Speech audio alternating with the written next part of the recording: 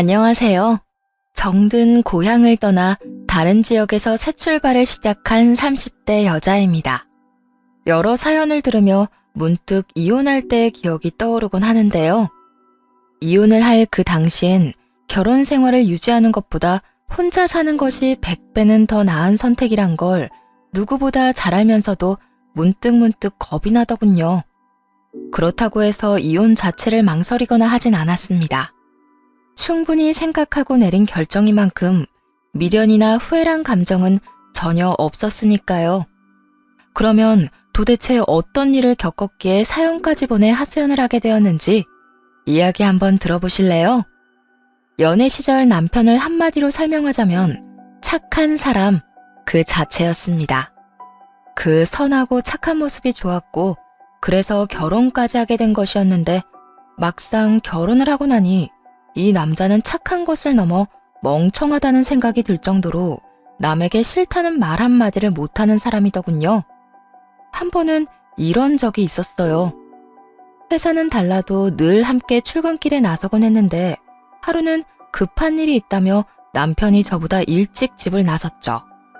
남편을 배웅하고 나서 마저 준비를 하고 집을 나오는데 남편이 엘리베이터 안에서 열린 버튼을 누른 채 발만 동동 구르고 있더라고요.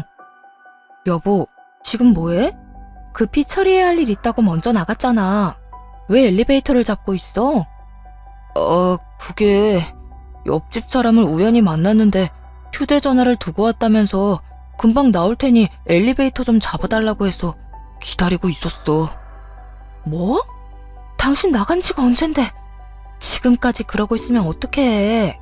이때껏 안 나오면 다른 일이 생겨서 더 늦나 보다 하고 당신 먼저 가면 되잖아. 조금만 더 하다가 이렇게 됐어. 얼른 문부터 닫아. 옆집 사람도 옆집 사람이지만 다른 사람들도 엘리베이터는 이용해야 할 거 아니야. 맞다. 내가 그 생각은 못했네. 아이고, 내가 진짜 당신 때문에 못 살아. 안 된다. 나도 바쁘다. 싫다. 그 말이 그렇게나 힘들어? 꽤 좀 그렇긴 해. 무리되지 않는 선에선 돕는 게 마음이 편하기도 하고 말이야. 이렇듯 고구마를 통째로 삼킨 듯 답답한 구석이 있는 사람이었습니다. 연애 시절에는 생각지도 못했던 모습이었네요. 회사에서 보내는 시간을 제외하고는 늘 붙어 지내니 그제야 보이기 시작했던 것이었죠. 그런 남편이 답답하긴 했지만 남에게 피해를 주는 것은 아니니 될 수 있으면 잔소리는 하지 않으려 했습니다. 그런데 그렇게 참고 살다 보니 남에게 피해를 주진 않는데 제게 피해가 생기더라고요. 여러 가지 문제가 있긴 했지만 그중 가장 큰 문제는 바로 시동생 부부에게 돈을 빌려주고 있다는 것이었어요. 시동생은 남편의 하나뿐인 동생으로 집에선 아픈 손가락으로 여겨지고 있었어요. 결혼은 어떻게 하긴 했지만 생활력이라곤 전혀 없는 그런 사람이었습니다. 생활력이 없는 남자가 책임감이라곤 있을 리 없었고 그런 남편과 함께 사는 동서가 마땅한 직장도 없이 고군분투하는 모습이 안쓰럽긴 했었어요. 하지만 그렇다고 해서 제 남편이 그 집안까지 책임져야 한다는 생각은 전혀 해본 적이 없는데 남편은 저도 몰래 동서에게 돈을 빌려주고 있더라고요. 그 사실을 알게 된 건 우연히 남편과 월급 이야기를 하면서였어요. 당시 저흰 돈 관리도 따로 각자 적금도 따로 들며 일절 상관하지 않고 지냈거든요. 그런데 돈 이야기가 나오며 자연스럽게 대략적인 월급과 적금 규모, 주요 지출에 관해서 공유했죠. 지속적이진 않았지만 생활비가 늦어지기도 했고 못 보던 카드를 쓰는 것도 봤던 터라 겸사겸사 이야기를 나눠본 것이기도 했고요. 당신 적금 들고 있어? 우리 돈 관리는 따로 해도 조금씩 적금은 꼭 들기로 했었잖아. 그게 한동안 넣긴 했었는데 요즘에 여유가 없어서 못 모으고 있어. 당신 월급이 나보다 많잖아. 난 부모님 용돈 조금 챙겨드리고 생활비 내고 내 용돈 빼놓고 적금 드니까 힘들진 않던데. 어디에다가 돈을 그렇게 쓰는 거야? 혹시 당신 주식 같은 거에? 아니, 그런 건 아닌데. 사실은 재수 씨가 돈을 좀 빌려가서 여유가 없네. 어? 동서가? 얼마나 빌려줬길래 그래? 거의 50만 원씩은 매달 빌려가고 부족하면 좀 더 말할 때도 있고 말이야. 뭐? 그러니까 매달 50만 원씩 빌려간다는 말이야? 그 돈을 갚기는 해? 아니, 나도 굳이 달라는 말한 적 없기도 하고 워낙 힘든 거 아니까 달라고 하기도 그렇더라고. 그렇다고 안 빌려주기엔 내 마음이 불편하고 말이야. 시부모님들에게 용돈 준다는 이야기는 많이 들어봤어도 동생 와이프에게 생활비를 대주고 있다는 이야기는 처음이었죠.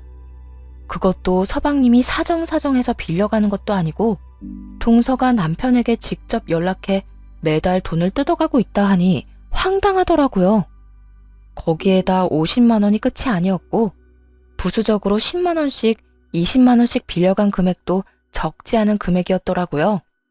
시댁이나 저희나 부유한 것도 아니었고 지금 버는 돈으로 저희 앞날만 생각해도 넉넉하지 않은 살림인데 무슨 생각으로 돈을 퍼다 주고 있는 것인지 이해도 되지 않았네요. 지금 그걸 말이라고 해? 여보, 우리 형편도 그리 넉넉하지 않아. 지금 우리 형편엔 부모님들 챙기는 게 마지노선이라고. 그래서 당신 생활비 늦게 주거나 아예 못 주던 달도 있었던 거야? 동선에 도와주느라 그렇게 된 거 맞냐고. 계획에 없던 현금이 나가게 되니까 나는 카드를 쓰게 되고 카드 쓰다 보니까 또 현금이 필요하고 월급 들어와서 급한 거 다 내고 나면 또 재수 씨가 돈 빌려달라고 하니까 악순환이 반복되더라고. 그러니까 지금 이 카드 저 카드 쓰면서 돌려막기도 한다는 거네? 어쩌려고 그래? 이러다 서방님네보다 우리가 더 큰일 날 수도 있다고. 나도 알긴 아는데 재수 씨가 힘들다고 부탁하는데 어떻게 안 된다고 해. 재수 씨가 저렇게 싫은 소리하고 다니는 것도 다 내 동생 때문인데 그렇게 생각하니까 차마 입이 안 떨어지더라. 내가 진짜 당신 때문에 미쳐. 아무리 사람이 착해도 안 되는 건 안 된다고 해야 할 거 아니야. 당신 마음 이해 못하는 건 아닌데 앞으로 안 된다고 딱 잘라 말해. 당신이 못할 것 같으면 내가 말할 테니까 지금 말해. 아니야. 내가 알아서 할게.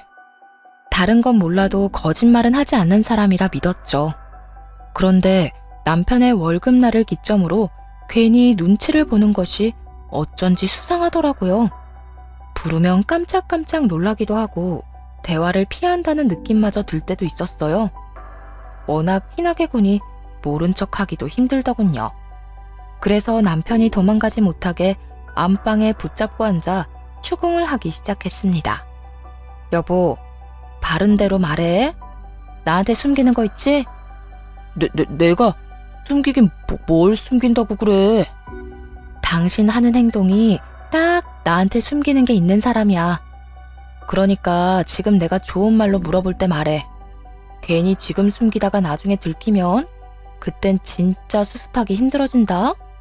갑자기 남편의 눈동자가 흔들리기 시작하더니 이내 고개를 푹 숙이고 작은 목소리로 사실을 고하더군요.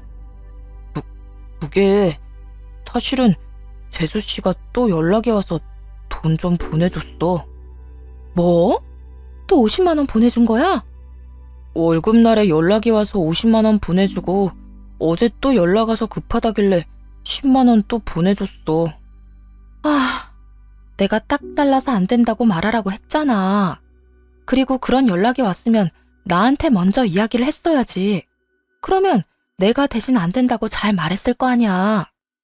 나도 당신한테 말할까 고민하긴 했는데 말해봤자 당신은 안 된다고 할 거고 재수 씨는 급하다고 애걸복걸하니까 말할 수도 없었어. 미안해.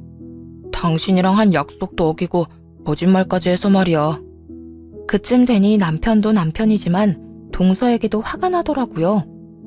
월급날에 맞춰 연락해 돈을 달라는 것도 동서가 애걸복걸하면 남편이 거절하지 못할 걸 뻔히 알고 매번 돈을 뜯어가는 것이 확실했으니까요. 그것뿐인가요? 매달 뜯어가는 50만 원도 모자라 야금야금 얻어가는 돈도 점점 쌓이고 있으니 속에 천불이 나고도 남을 상황이었습니다. 아니야, 당신이 무슨 잘못이 있겠어.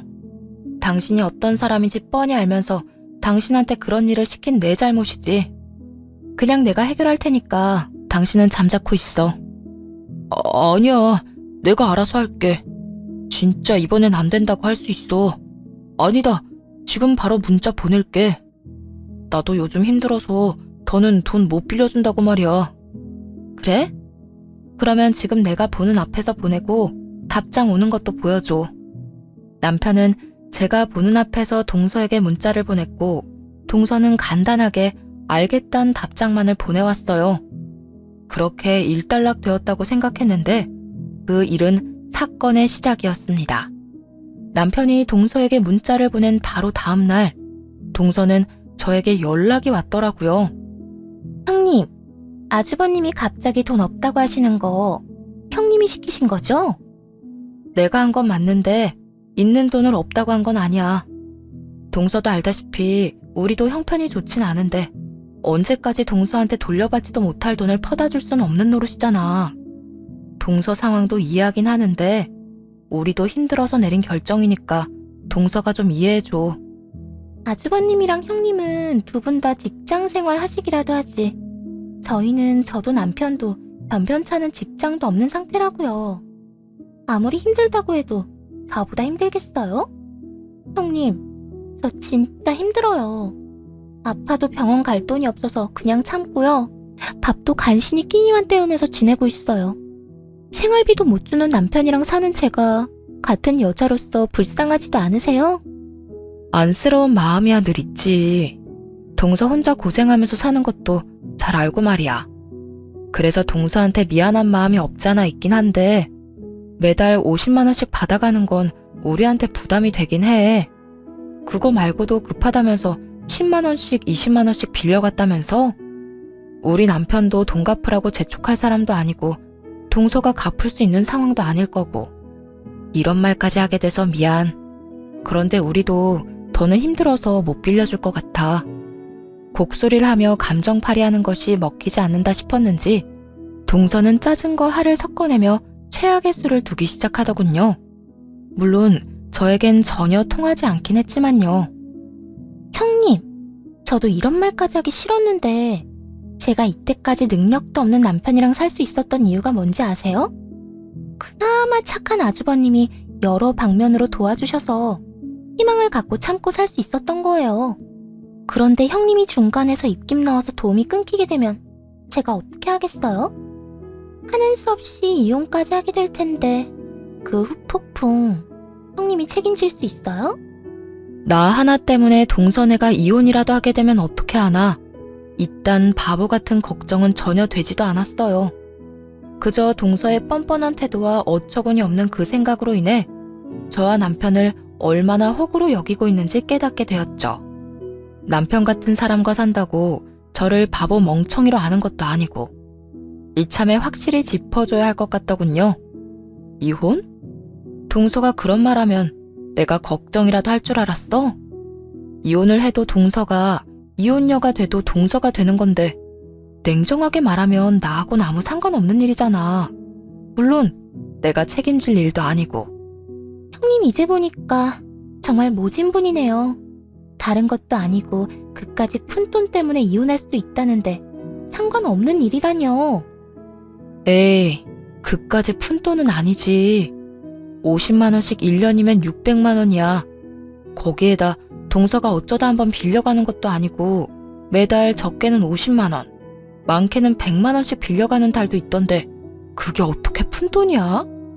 그 돈이면 우리 집 한 달 생활비하고도 남아. 그거야 제가 정말 너무 힘드니까 신세 좀 진 거라고요. 가족끼리 돕고 사는 거잖아요. 잘 돼도 다 함께 잘 돼야 좋은 거지. 형님네만 잘 먹고 잘 살면 끝인가요? 남들이 들으면 큰 오해하겠다 동서. 우리 집도 먹고 사는 게 녹록치 않아. 버는 돈으로 양가 부모님도 챙겨야 하지. 살림도 꾸려나가야 하지. 지금처럼 내 남편이 동서네까지 돕고 살다간 다 함께 잘 먹고 잘 사는 게 아니라 다 함께 망해버리고 말 거라고. 그러니까 동서네 생활비는 서방님한테 말하든 그것도 안 되면 어머님께 도움을 구해. 이것도 저것도 다 싫으면 동서라도 일자리를 구하든가. 예전에야 임신할 거라고 일까지 그만둔 거였지만 지금 형편에 임신 계획할 리도 없을 거고 언제까지 두 사람 다 놀고 먹으면서 우리한테 생활비 뜯어갈 거야? 뜯어가다뇨. 엄연히 빌려간 거라고요. 빌린다는 말뜻을 몰라? 빌려갔으면 다시 돌려주는 것도 있어야 할 텐데 돌려주는 건 없이 계속 받아만 가고 있잖아. 내 입장에선 그걸 빌려줬다고 하기엔 힘들지 않을까? 하여튼 앞으로는 나한테나 우리 남편한테 따로 연락해서 돈 이야기 꺼내지 마. 우리도 해줄 만큼 했고 더는 힘드니까. 동서나 저나 기분이 상할 대로 상했지만 하는 수 없는 일이었습니다. 당장은 아니더라도 동서네까지 계속 책임지며 살다간 밑 빠진 독에 물 붓기를 하다 끝나버릴 것이 분명했으니까요. 본전도 못 찾은 동서는 전화를 끊자마자 시모에게 연락해 하소연을 했고 그 화는 고스란히 제 몫이 되었습니다. 넌 무슨 애가 그렇게 냉정하니? 너희는 맞벌이라도 하지. 둘째네는 고정적인 수입이 없어서 먹고 사는 것도 힘든 지경이라는데 조금이라도 여유 있는 너희가 좀 도와주면 되잖아. 이때까진 잘만 도와주다가 갑자기 안 된다고 하는 이유가 도대체 뭐야? 이때까진 제가 몰랐으니까 그냥 넘어갈 수밖에 없었지만 제가 안 이상 더는 그 집까지 먹여 살릴 순 없어요. 동서한테는 이런 말까진 안 했는데 남편 보니까 이때껏 동서네 도와주느라 현금이 없으니 카드 긁고 그 카드값 갚을 돈을 또 동서가 달라고 하니 돌려막기나 하게 되고 지금 서방님네 도와주다 큰일 나게 생겼다고요. 누가 들어도 남 도울 상황이 아닌 것이 분명한데 시모는 콧방귀까지 끼며 대수롭지 않다는 듯 사태를 가볍게 치부하더군요. 다 해결할 수 있으니까 도와줬던 거겠지. 카드 돌려막기도 능력이 되니까 할 수 있는 거다. 내 들어보니까 별것도 아닌 일을 넌 왜 이렇게 호들갑을 떠는 게야? 둘째네 도와줘서 큰일 나는 게 아니라 네 호들갑 때문에 큰일이 나겠어. 하여튼 너희 집에서 도움 안 주면 당장 이혼하겠다고 둘째 난리 부리던데. 난 내 아들이 이혼당하고 혼자 사는 꼴은 못 본다. 당장 우리 장남한테 말해서 다시 둘째네 도와주라고 해. 그렇게 안쓰럽고 이혼하는 꼴이 보기 싫으면 어머님이 도와주세요. 저는 당장 제 코가 석자라 남편한테 그런 말은 못하니까요. 이런 몹쓸 것 같으니라고? 네가 그런 식으로 나오면 내가 물러설 것 같아? 두고 봐라. 상황이 누구 뜻대로 돌아가게 될지 말이다. 그간 먹고 살기 바빠 시댁 식구들과 이런 식으로 부딪힌 적이 없었던 터라 동서와 시모의 이런 비상식적인 반응이 꽤 당혹스럽더라고요. 둘이 피가 섞인 사이도 아닌데 모녀 사이처럼 똑같이 구는 꼴 역시 어이가 없기도 했죠. 시모와 동서가 아무리 모의작당을 한다 해도 그래도 당사자인 남편이 제 편이니 크게 신경 쓸 필요가 없을 거라 생각했는데 그게 아니었습니다. 동서와 시모에게 연락을 받고 집으로 온 남편은 더는 제 편이 아니더군요. 저를 보자마자 화를 내기 시작하는데 남편의 그런 모습은 또 처음이라 말문이 다 막히더라고요. 여보, 재수씨 일은 내가 알아서 한다고 했었잖아. 당신이 시키는 대로 문자도 보내고 다신 돈도 못 준다고 했으면 됐지. 왜 재수씨하고 통화까지 한 거야? 그렇지 않아도 내 동생 때문에 힘든 사람 나도 도움 못 주게 돼서 미안해 죽겠는데. 그리고 우리 엄마하고도 통화했다면서? 괜히 걱정하게 왜 엉뚱한 말까지 다 한 거야. 당신은 당신밖에 몰라? 아니면 친정일 아니라고 이딴 식으로 해결해 본 거야? 남편의 말 그 어디에도 저에 대한 생각은 전혀 없더군요. 그저 다른 사람 걱정하기 바쁜 남편의 짜증을 듣고 있는데 그제야 정신이 확 들며 화가 나더라고요. 하루 종일 동서 시모와 말다툼을 하느라 정신적으로 힘든 상황인데 이야기를 듣지도 않고 물불 가리지 않고 화를 내는 모습을 보면서 더는 내가 사랑하던 그 남자가 아니구나 실망감이 덮쳐왔어요. 다른 건 몰라도 저렇게까지 화를 내는 사람이 아니었는데 말이에요.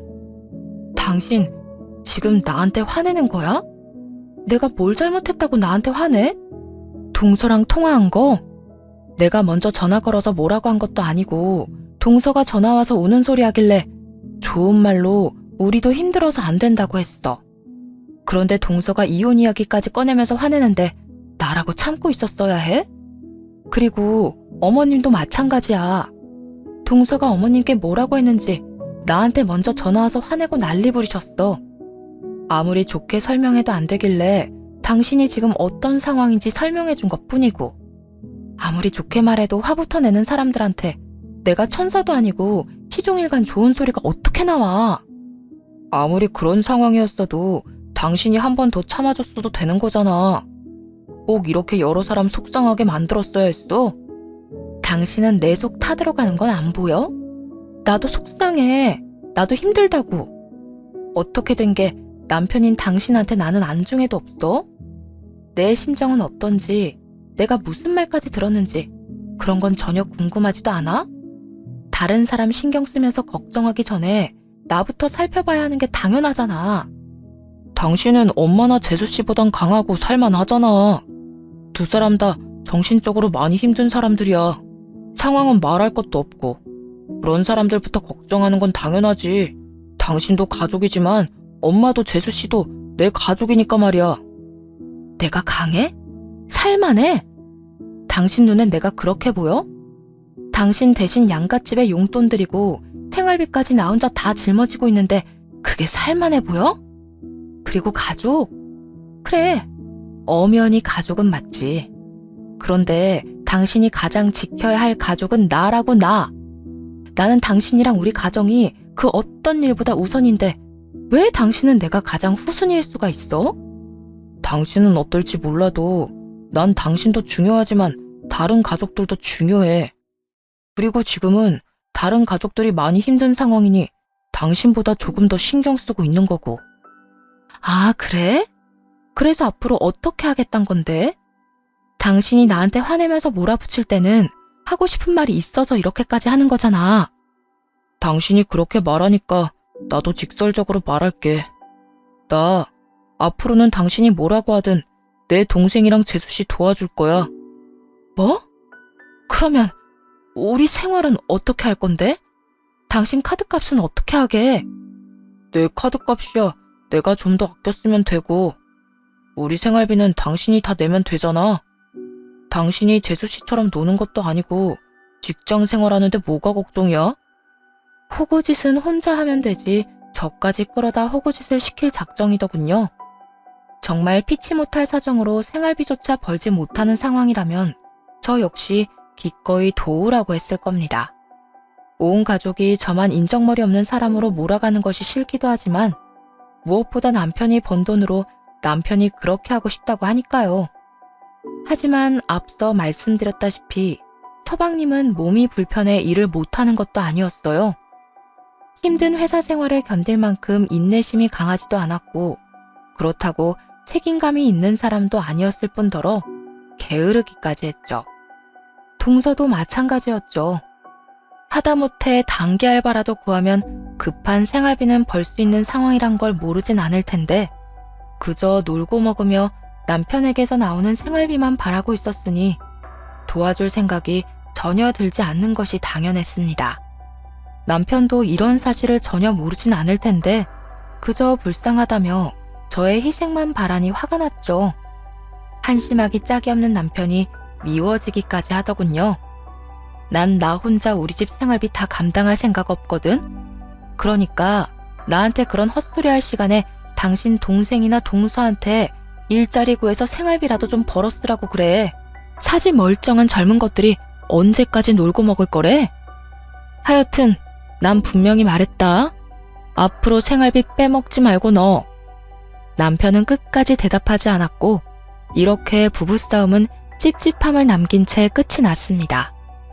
그렇게 남편과 한바탕 하고 나니 화가 사그라지지 않더라고요.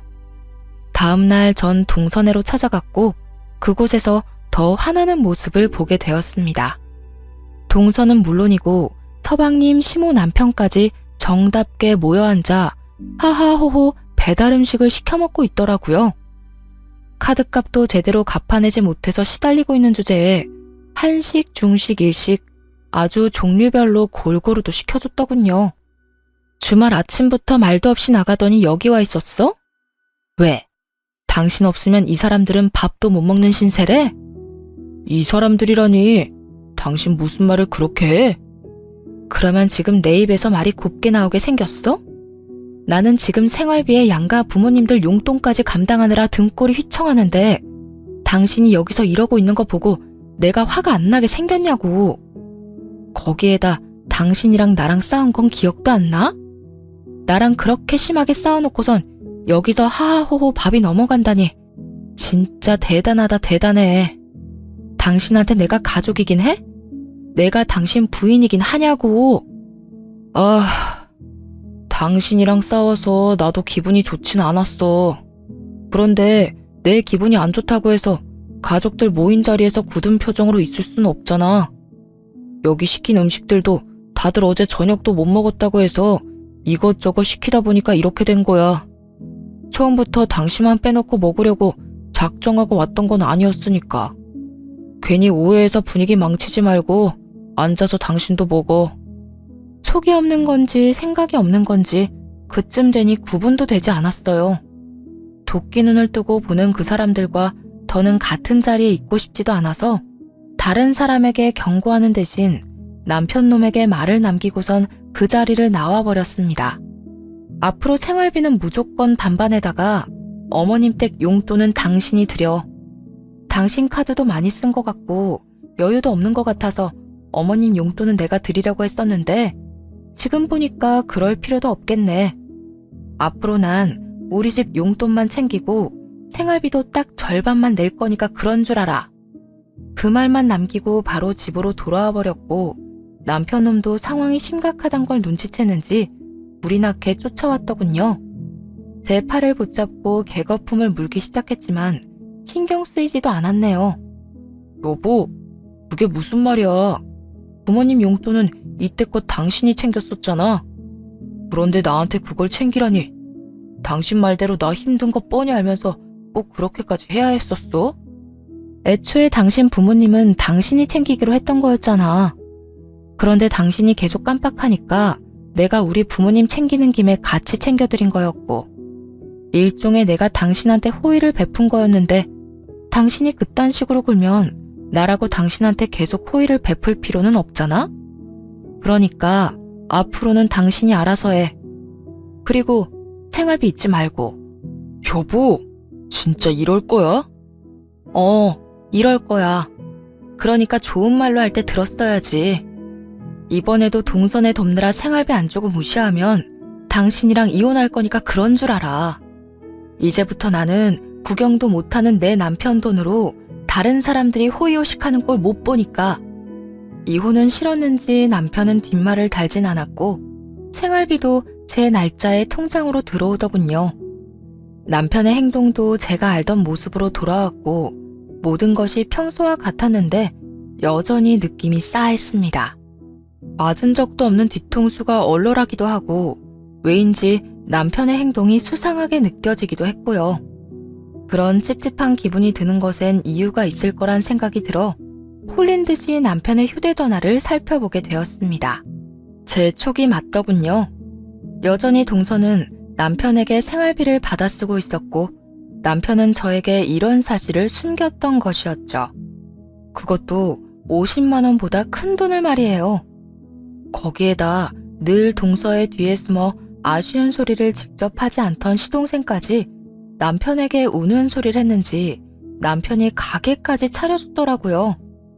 아무리 생각해도 돈이 나올 만한 곳이 없는데 그렇게 큰 돈을 어디서 구했는지 수상했죠. 전 문자 메시지를 계속 살펴봤고 남편이 대출을 받았다는 사실을 알게 되었어요.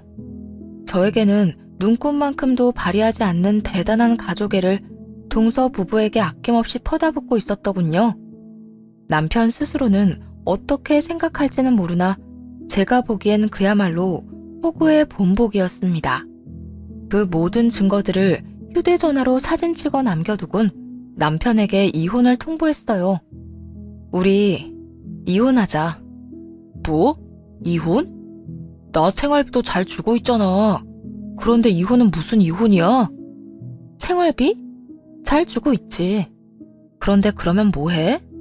당신 대출 받아서 서방님 가게 차려주고 그 가게 자리 잡을 때까지 두 사람 생활비에 용돈까지 주고 있는 거 모를 줄 알아? 그걸 어떻게... 그 돈 그냥 준 거 아니고 빌려준 거야. 가게 자리만 잡으면 다 갚는다고 했어. 정말이야. 서방님이랑 동서가 그 돈을 갚든지 말든지 난 상관없어. 난 그저 당신이 내가 그렇게 싫다고 했는데도 또다시 나 몰래 그 큰 돈을 두 사람에게 줬다는 그 사실이 용서가 안 되는 거야. 나도 내 나름대로 생각이 다 있어서 그랬던 거야. 언제까지 내가 돈을 줄 수도 없는 노릇이고 동생 말이 가게만 차려주면 정신 차리고 잘할 수 있다고 하잖아. 재수 씨도 따로 취업할 필요 없이 가게 같이 다니면서 부부가 같이 벌면 금방 일어설 수 있다고 했고, 그래서 나도 생각 많이 하다가 가게 차려준 거야. 당신한테 말할까 고민도 하긴 했었는데 내가 어떻게 당신한테 사실대로 다 말할 수 있었겠어. 고작 생활비 주는 걸로도 군난리가 났었는데 내가 대출까지 받아서 가게 차려준다고 하면 더 큰 난리가 날 게 뻔하니까 하루 이틀 미루다 보니까 말할 타이밍을 놓치게 됐어. 그래, 눈물 없이 들을 수 없는 이야기 잘 들었고 이혼은 서둘러서 하자. 당신 이야기 들으니까 내가 이혼에 대한 확신이 더 강해졌거든. 내 이야기 똑바로 들은 거 맞아? 나도 앞으로 우리 가정을 위해 그랬던 거라니까. 동생 내가 먹고 살만해지면 내가 계속 도울 필요가 없으니까 그래서 그런 결정을 내린 거라고. 내 말은 다 알아듣고 이혼하자는 거 맞지? 그래, 다 알아들었어. 당신이 얼마나 그 사람들한테 호구지신하고 다녔는지 잘 들었으니까 나랑 이혼하고 남 눈치 볼 필요 없이 멍청한 짓 계속하고 다녀. 길고 긴 남편의 변명에도 제가 아무런 동요도 없자 남편은 설득을 포기했는지 도리어 큰 소리를 치기 시작했습니다. 호구? 멍청한 짓? 그래, 나도 내 돈으로 내 가족 돕는데 당신 눈치 보고 사는 것도 힘들어. 당신이 원하는 그 이혼 해! 하면 될 거 아니야. 그래, 그러니까 얼른 이혼하고 너 하고 싶은 대로 하고 살아. 나중에 돈 떨어지고 상황이 힘들어져도 나 찾아올 생각도 하지 말고 나한테 이렇게 큰 소리 치던 이 순간을 영원히 잊지 말고 살아. 돈이 왜 떨어져? 나한테 도움받은 내 동생 이제 잘 풀릴 일만 남았거든? 성공만 하면 내가 빌려준 돈 몇 배로 갚아준다고 하는데 내 앞길에 지금보다 더 힘들 상황이 생길 것 같아? 내 미래엔 돈방석에 앉을 날만 기다리고 있다고. 이거 왜 이래? 당신이나 그때 가서 후회나 하지 마. 알겠어? 큰 소리를 떵떵 치는 남편을 보며 속으로 얼마나 비웃었나 모릅니다. 신이 아니기에 모든 앞날을 알 수는 없으나 호구짓만 하다 버림받을 것만큼은 확실하게 알 수 있었으니까요. 그렇게 이혼을 하게 되었고 걱정과는 달리 혼자인 생활에 잘 적응하며 지내고 있었어요. 아니, 오히려 좋더라고요. 함께 사는 것이 지옥이었다면 이혼하고 난 후의 생활은 천국과도 같았습니다. 유난히 바쁘게 지냈던 1년이 지나고 잊고 살았던 전 남편이 찾아왔더군요. 돈방석을 외치며 자신감 넘치던 모습과는 달리 한쪽 다리엔 깁스를 하고 있었는데 때가 꼬질꼬질한 것이 행색이 말도 못할 정도였어요. 갑자기 무슨 일로 찾아온 거야? 행색은 또 왜 그런 거고?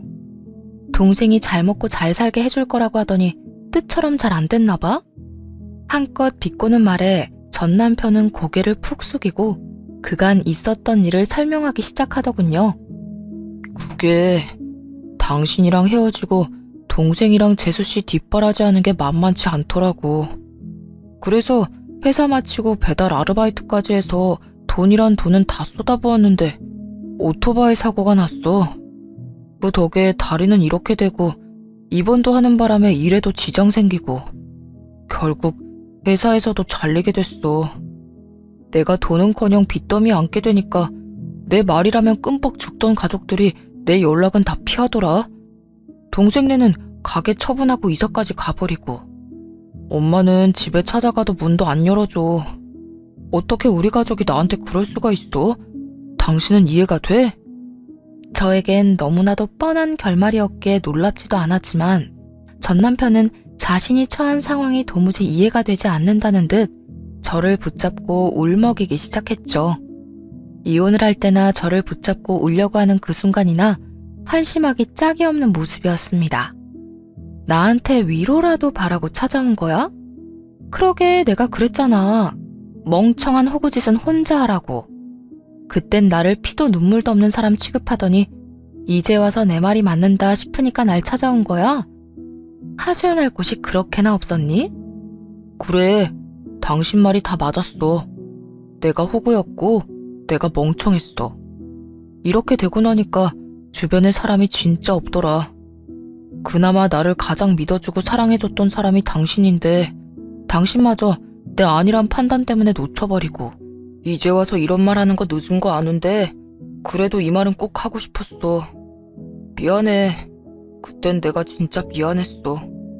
난 당신한테 그딴 사과 같은 거 바란 적도 없으니까 괜히 찾아와서 쓸데없는 짓 하지 말고 가. 난 이혼한 전 남편이랑 이러고 마주보고 있는 자체가 싫은 사람이니까. 그러지 말고 화 좀 풀어. 내가 이렇게 사과도 하는데 다 지난 일이잖아, 응? 1년이나 지났는데 언제까지 나 미워하면서 살 거야? 나 당신한테 화 같은 거 안 났어. 아니, 그 어떤 감정도 없다는 말이 더 정확하겠네. 난 당신이란 사람이랑 이혼하는 그 순간부터 내 인생에서 당신은 없는 사람으로 치기로 했고 그렇게 살았어. 그저 지금은 우연이라도 마주치기 싫은 사람 중 하나일 뿐이라고. 제 뜻은 차고 넘치게 전달했다고 생각했는데 전 남편은 희죽희죽 미소를 보이며 너스레를 떨기 시작하더군요. 마치 제가 마음은 그렇지 않은데 겉으로 내보이는 것만 전 남편을 원망하고 싫어한다는 듯 말이에요. 당신보다 내가 더 당신을 잘 아는데 그게 다 아직 앙금이 남아있어서 그런 거라니까. 내가 앞으로 살면서 그 앙금 다 지울 수 있도록 노력할게. 그러니까 우리 다시 잘해보자. 당신이 싫어하던 우리 가족들이랑 연도 다 끊겼고 예전처럼 그런 일 반복될 일도 없어. 이젠 아무 걱정 없이 당신 바람대로 우리 둘만 생각하면서 그냥 행복하게 살기만 하면 돼. 어때? 당신도 좋지? 남루한 차림으로 와서는 행복하게 살자는 말을 하니 웃음만 나오더군요. 하물며 자기 입으로 회사도 잘리고 빚더미에 앉게 생겼다고 성실하게 설명까지 해놓고선 말이에요. 호구짓으로 이혼하고 인생까지 말아먹은 놈이 저까지 호구를 만들기 위해 찾아온 것이 분명했습니다. 좋을 리가 있겠니? 그 말 하러 온 거면 행색이라도 좀 꾸며서 오든지. 그럴 형편이 안 되면 빚더미 말이라도 하지를 말았어야지. 자기 무덤 자기가 다 파놓고 그 무덤에 같이 들어가서 눕자고? 지금 내 삶도 난 충분히 만족스러운데 당신이 뭐라고 그 무덤에 같이 들어가겠어? 난 전혀 그럴 생각 없으니까 인생 말아먹으려면 혼자 말아먹어. 너 싫어서 이혼까지 한 나 찾아와서 이러지 말고. 뻔뻔한 낯짝으로 너스레를 떨던 전 남편은 제가 생각보다 단호해 보이자 역겹게도 눈물을 흘려대며 싹싹 빌기 시작하더군요. 그래, 나 망했어. 완전 인생 말아먹었다고. 당신 말을 진작 들었어야 했는데 내가 다 망친 거야.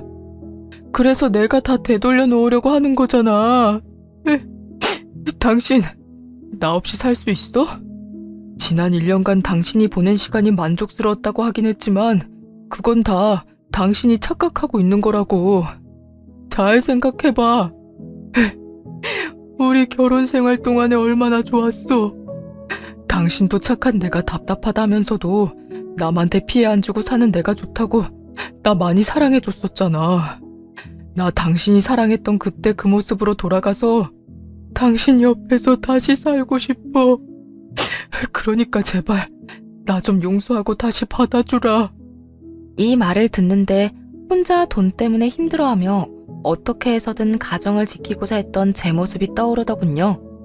그와 동시에 분노라는 감정이 저를 휘감기 시작했죠. 그래, 당신은 다른 사람한테는 피해 안 줬지. 그 대신 나한테 피해를 줬잖아. 다른 사람한테는 싫다는 말 한마디를 못해서 빚쟁이가 되어가면서도 나한테는 싫다, 내 마음대로 할 거라고 하면서 날 외면했던 거 기억 안 나? 지금도 그래. 어떻게 날 찾아와? 어떻게 그 꼴로 날 찾아와서 다시 잘해보자는 말을 할 수가 있냐고. 당신은 그때나 지금이나 날 남보다도 못한 존재로 생각하는 게 분명해. 그렇지 않고서야 나한테 당신 옆에 있어달란 말은 할 수 없을 테니까. 그렇지 않아. 난 그저 이런 상황이 되고 나니까 당신만 생각나고 보고 싶어서 찾아왔던 것뿐이야. 그저 얼굴만 보려고 했는데 막상 보고 나니까 아직까지 이렇게 사랑하는데 왜 우리가 헤어져서 살아야 하나, 이런 생각이 들어서 같이 살자는 말까지 나왔어. 그리고 내가 당장 오갈 데가 없기도 하고. 사랑? 당장 오갈 데도 없다는 사람이 사랑 타령이 하고 싶어? 하긴 거짓 사랑 타령이라도 해서 내 마음을 흔들고 싶긴 했겠다. 그래야 당신 식구들이 그랬던 것처럼 당신도 내 등에 빨대 꽂고 살 수 있었을 테니까 말이야. 그런데 어떻게 하지? 난 당신이 사랑을 골백 번 들먹여도 아무렇지도 않은데 그냥 당신 입에서 사랑 이야기가 나온다는 그 자체가 좀 역겨울 뿐이야. 그러니까 다신 내 앞에 나타나지도 마. 우린 이미 이혼했고 당신 바람처럼 될 가능성은 전혀 없으니까 말이야. 이혼할 땐 그렇게 단박에 뒤돌아서더니 상황이 급하긴 한 것인지 어떤 말을 해도 전 남편은 그 자리에서 꿈쩍도 하지 않고 울고불고 빌더라고요. 그 모습이 제 화를 더 돋우게 되었고 무릎을 꿇고 빌고 있는 전 남편의 목덜미를 잡아 끌어 내쫓아 버렸습니다. 내쫓긴 전 남편은 끝까지 포기하지 않고 문을 두드리며 고함까지 지르더군요. 내가 다 잘못했다니까. 나 진짜 반성하고 있어. 당신이 정 싫으면 쭉 같이 살자는 말은 하지 않을 테니까 내 다리 나을 때까지만 이 집에서 같이 좀 지내면 안 될까? 나 진짜 너무 아프고 힘들어서 그래.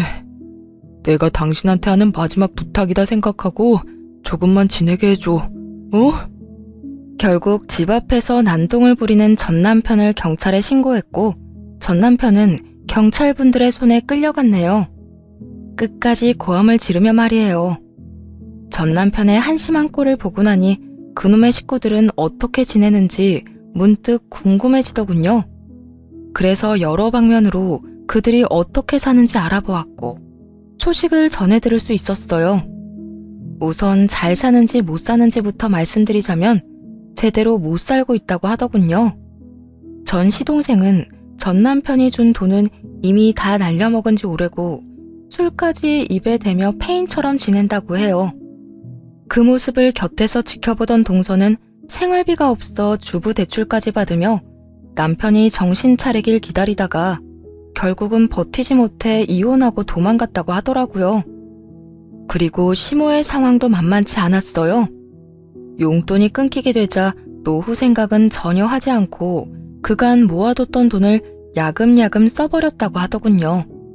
결국엔 그나마 남아있던 작은 집도 처분하고 그렇게 아끼던 두 아들이 빈대 붙을까 걱정이 되어 혼자 아무도 모르는 곳에 쪽방을 얻어 산다고 합니다. 처음부터 끝까지 돈 하나 때문에 가족이든 뭐든 다 배신하고 버리는 것이 누구 하나 다를 바가 없는 인간들이다 생각했네요. 물론 진작 이혼하길 잘했단 생각도 했고요.